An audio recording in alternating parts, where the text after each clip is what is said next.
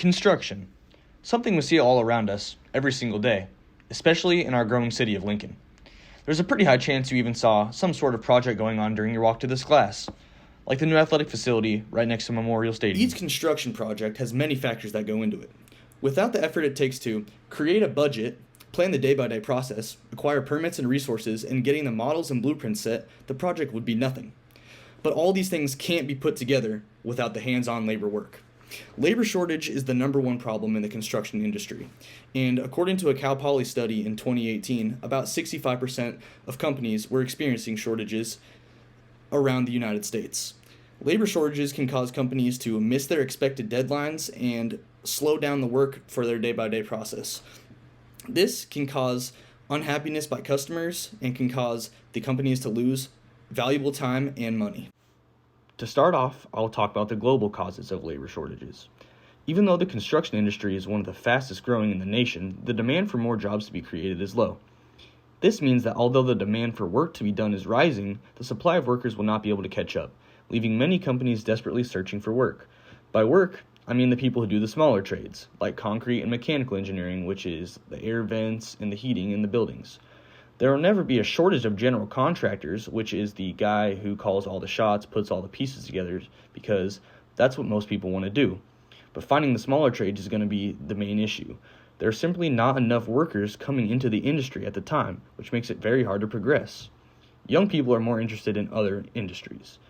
Another huge impact was the COVID-19 pandemic. The pandemic not only stopped a lot of projects from happening, but had caused a huge surplus of layoffs. People losing their jobs may have caused them to go into new work or losing interest in the industry completely. These layoffs have made it extremely hard for companies to regain or find new workers. The pandemic also caused pay rates to fluctuate a lot, which could cause people to lose interest and find something else. As things got more expensive during the pandemic, laborers were not as willing to pay their people, and that caused a lot of issues. Next, I'll talk about the local side of the issue. The local side of the issue is not just the widespread trying to hire people. It comes down to a lot more fine print things. The first thing is trying to get people to consistently show up to work. Often, companies have workers who don't show up to the job site every day. This can cause setbacks in their plans for the day and ultimately setbacks for the final end date of the project. Another issue is the aging workforce. The person I interviewed for our assignment is a 20-year-old, the youngest in his company, the concrete company he works at.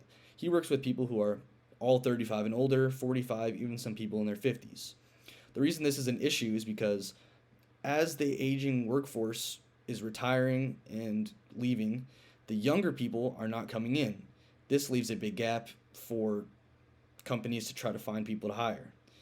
This can be an issue for people who are trying to progress in a city that is growing, just like Lincoln. So how can we solve this big issue? Well, the government getting involved is key to solving the problem. The government helps fund companies, connect organizations together, and fund education for those interested. Lowe's and Home Depot, along with some construction organizations like one called ACE, is also donating to schools and companies to help them fund as well. That ties right into the next solution, which is improving the education. Putting out more information and training to young adults, like college men and women, and immigrants who do not speak fluent English, will really help a lot more people coming into the workforce. The last thing is improving technology. Improving technology in building, planning, things like that can help reduce costs of capital and reduce inflation.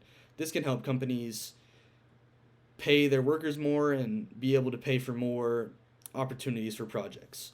With the right funding, education, and people just coming into the workforce because they're now interested, someday this issue will be gone. There won't be any shortage in labor anymore.